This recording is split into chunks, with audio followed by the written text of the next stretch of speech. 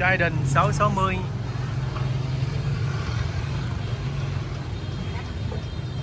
Full đồ tại CBC. Đấy. Turbo HP Cos.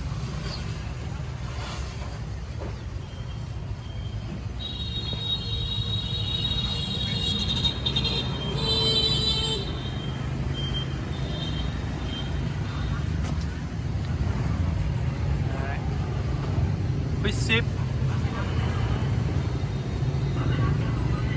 chống đổ nè, bảo vệ lốc máy,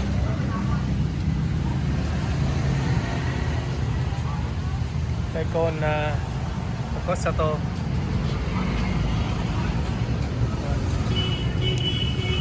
xi nhan Barracuda, đây gương đồ Moto Gadget.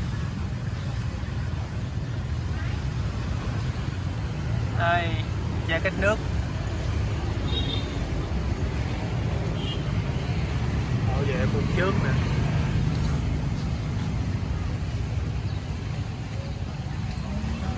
Đây thắng Brembo.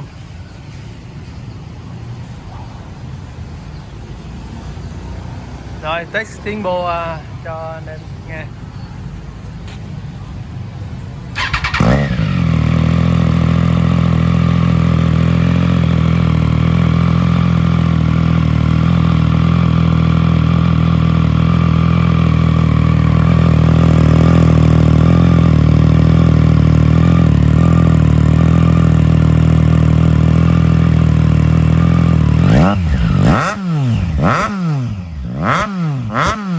Ah!